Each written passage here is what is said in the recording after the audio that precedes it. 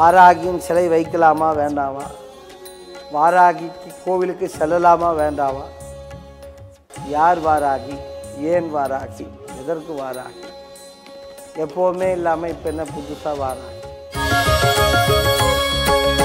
வாராகியிலே பிரதானமாக 8 வாராகி, அஷ்டவாராகி என்றும் 8 வாராகிக்கு 8 பேர் கொண்டு 64 வாராகி சொரூபங்கள் இருக்கு. இந்த 64 ரூபங்களுக்குமே 64 விதமான பணிகளும் 64 விதமான செயல்களும் ஆசீர்வாதங்களும் உண்டு.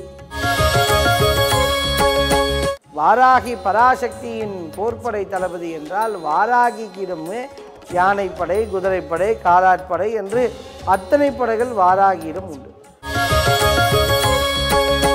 வாராகியின் திருக்கல்யாணம் செய்கிறார்கள் வாராகி கோவில்கள். சிவாச்சாரியார்கள் இதை செய்யலாமா, இவர்கள் இதை செய்யலாமா, நீங்கள் சொல்லக்கூடாது என்று ஒரு பதிவு கூட நான் காலம் நேரம் வரும் அனைத்து வார்த்தைகளுக்கும் அம்பாலே பதில் அளிப்பாள்.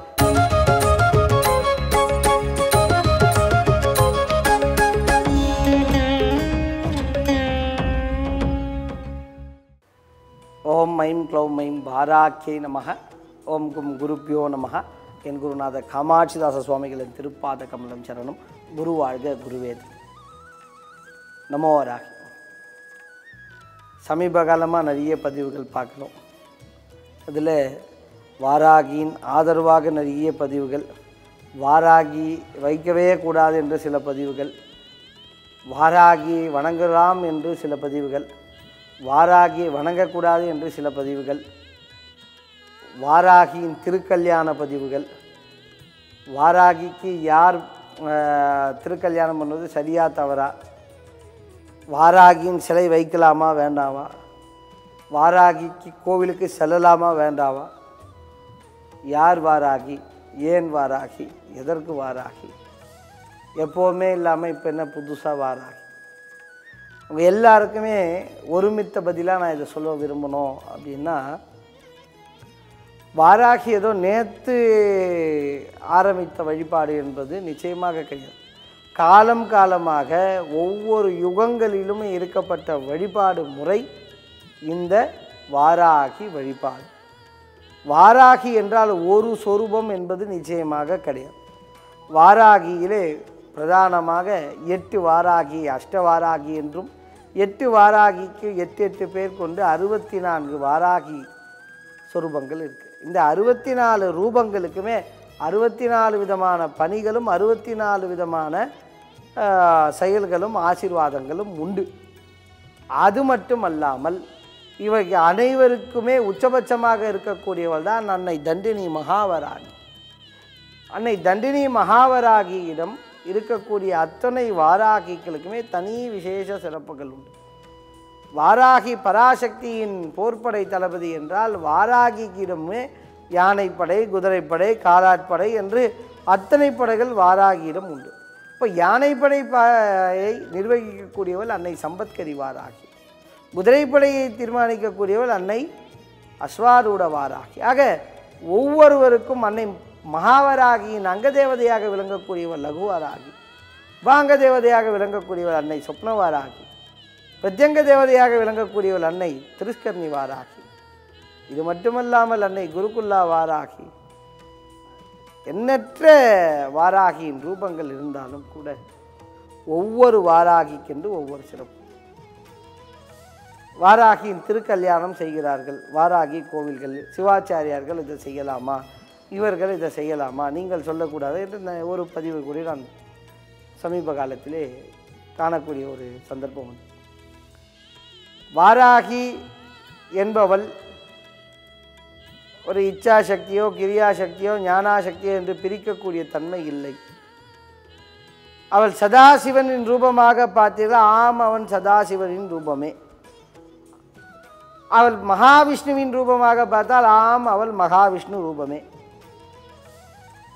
படைப்பு தொழில் செய்யக்கூடிய பிரம்மாவின் ரூபமாக பார்த்தால் நிச்சயமாக அவள் எண்ணற்ற விஷயங்களை உற்பத்தி செய்கிறாள். அதனால் அவளும் படைப்புக்கு இணையான பிரம்மாவின் சொரூபமே. ஏன் பரபிரம்மத்தின் ரூபமாகவே நாம் அவளை காணலாம். இந்த பராசக்தியின் ஆசீர்வாதம் நினைத்து மாத்திரத்தை அனுகிரகம் பண்ணக்கூடியவள் பராசக்தி யாருக்கேனாம் எதையேனாம் அனுகிரகம் பண்ண வேண்டும் என்று நினைத்தால் ரெண்டே ரெண்டு வழியில் தான் அனுகிரகம் செய்வார்கள். ஒன்று அன்னை வாராகியின் ரூபத்தில், மற்றொன்று அன்னை மாதங்கியின் ரூபத்தில். ஆக அப்பேற்பட்ட இந்த வாராகியின் ஒரு 64 ரூபத்திலே ஒரு ரூபமாக விளங்கக்கூடியவள் பஞ்சமி வாராகி. இந்த பஞ்சமி வாராகியை தான் நாம் பஞ்சமி திதியிலே வணங்குவோம். இவளைத்தான் நாம் சப்தமாதாவிலே வணங்குகிறோம். இந்த சப்தமாதா பஞ்சமி தேவி எல்லா இடங்களிலும் உண்டு.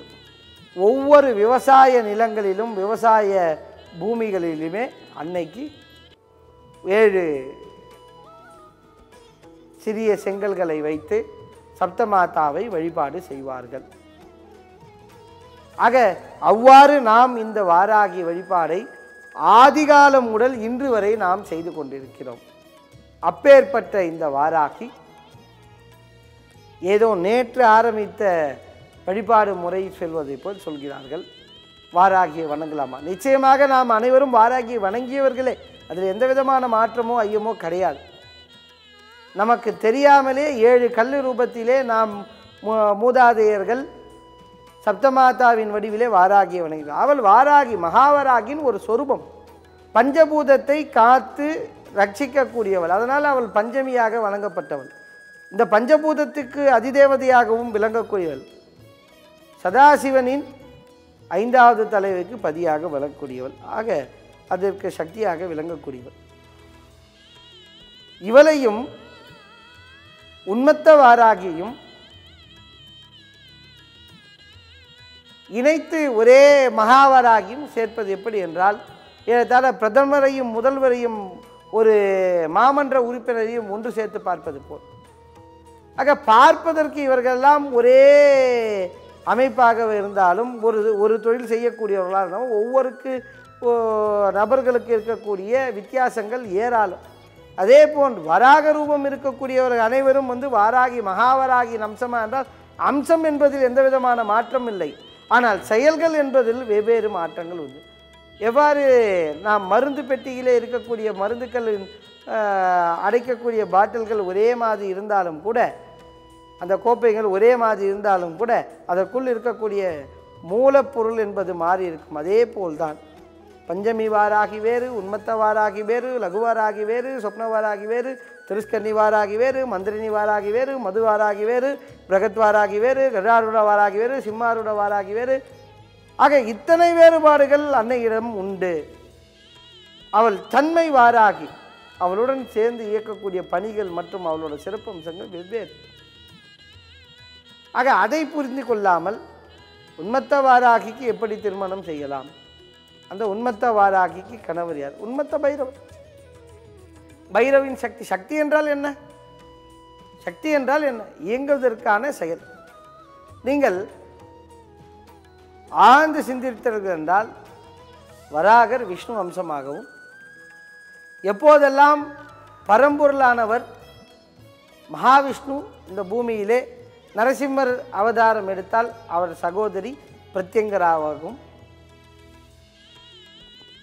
அவதாரம் எடுத்து மகாவிஷ்ணுவும் சிவனாக சொல்லப்படக்கூடிய சர்வேஸ்வரனும் அருட்காட்சி கொடுத்தார். அதே போன்றுதான் வாராகி வராக ரூபத்தில் இந்த வராகருக்கு உறுதுணையாக இருந்து அந்த ஊந்துதல் சக்தியாக இருந்து இந்த ஜகத்தை ரட்சித்தார்.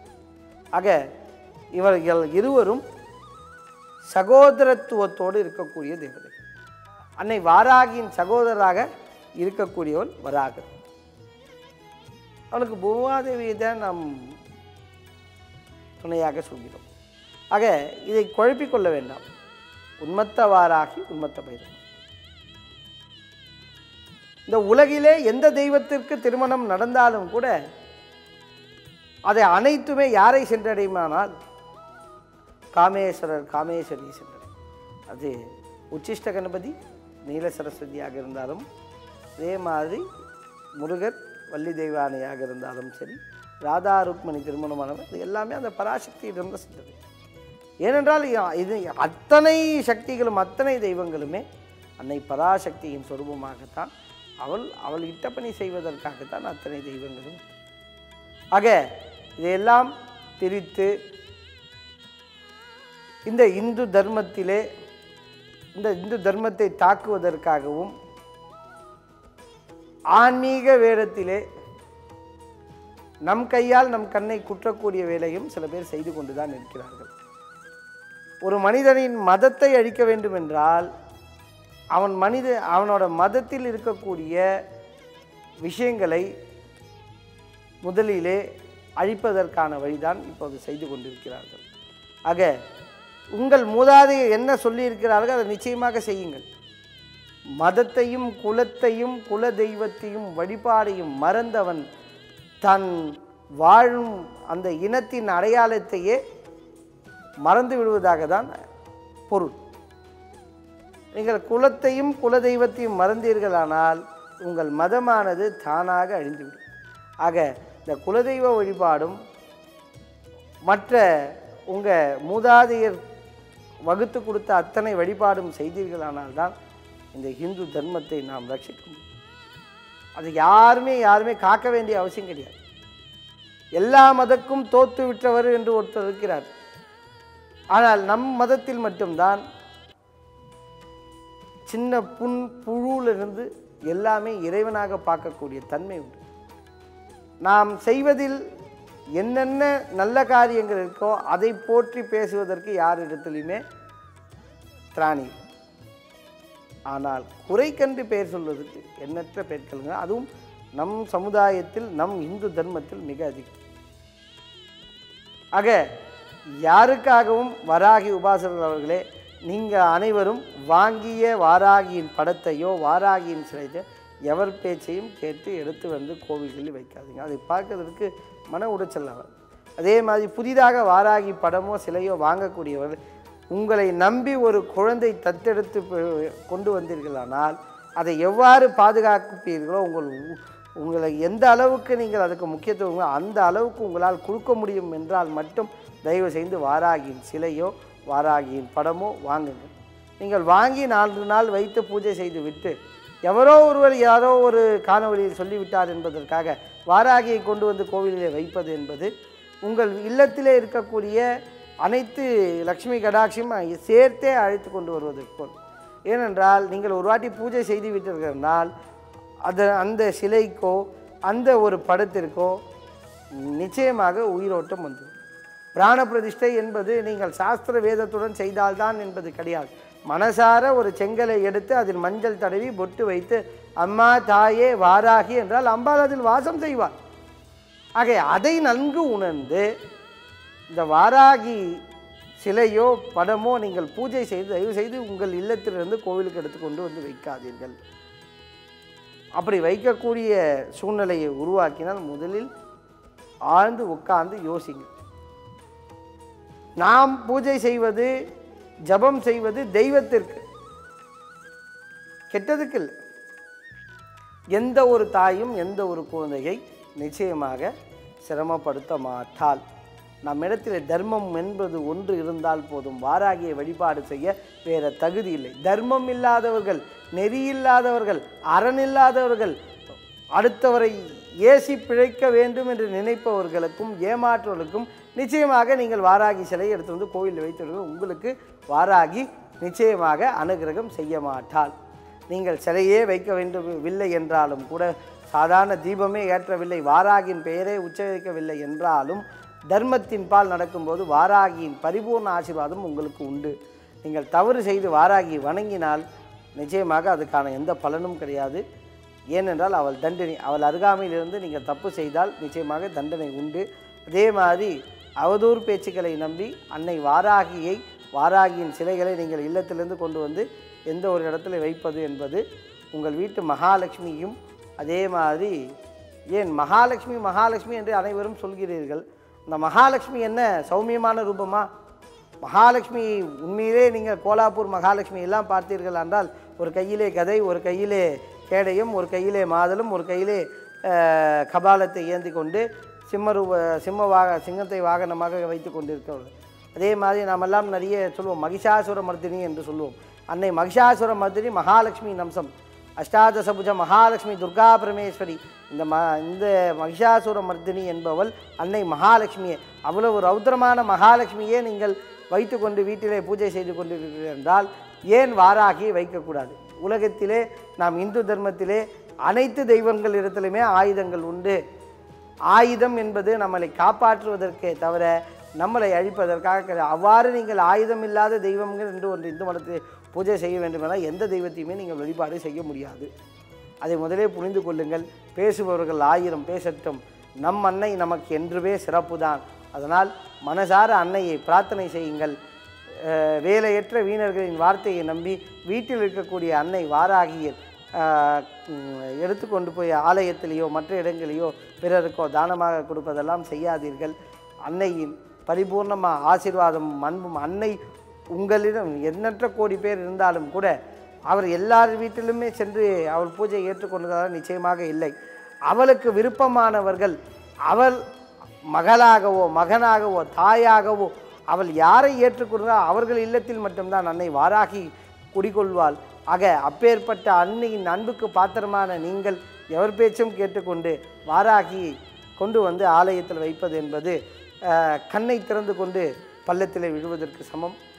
ஆகையால் இந்த மாதிரி விஷயங்களை தயவு செய்து செய்ய வேண்டாம். வாராகி நிந்தனையை விட மிகப்பெரிய ஒரு ஆபத்தான செயல் எதுவுமே இல்லை. காலம் நேரம் வரும், அனைத்து வார்த்தைகளுக்கும் அம்பாளே பதிலளிப்பாள். நாம் எல்லாம் செய்ய வேண்டியது அம்பாளிடத்தில் பக்தியும் பரிபூர்ண சரணாகதியும் மட்டும். ஆக அன்னை வாராகியை மனசார பிரார்த்தனை செய்யுங்கள். புதிதாக வாராகி வாங்குபவர்களும் புதிதாக வாராகி படம் வைப்பவர்களும் வாராகி உபதேசம் பெற்று வாராகியை பூஜை செய்பவர்களும் ஒன்றை மட்டும் கருத்தில் கொள்ளுங்கள். உங்களால் அவளை பார்த்து கொள்ளவில்லை என்றாலும் கூட பரவாயில்லை, அன்னையை வாங்கி திருப்பி ஒரு இடத்திலே கொடுத்து அவளை சிரமப்படுத்தாதீர்கள். அவர்கள் உங்களை ஆசீர்வாதம் செய்ய தான் வருகிறாள். அதனால் அதை புரிந்து கொள்ளுங்கள். அன்னை வாராகியை உங்களால் போற்றி வணங்க முடியும் என்றால் மட்டும் கடைக்கு சென்று அந்த சிலையை வாங்கி வைத்து பூஜை பண்ணுங்கள். 4 நாள் வைத்து 5ஆவது நாள் நீங்கள் எடுப்பீர்கள் என்றால் நிச்சயமாக அந்த சிலை அங்கேயே இருக்கட்டும். வாராகி மீது உண்மையான அன்பும் பக்தியும் இருப்பவர்கள் அன்னையை வாங்கி வணங்கி வழிபடட்டும், பலம் பெறட்டும் என்பதை சொல்லிக் கொள்கிறேன். ஓம் நமோ வராகி.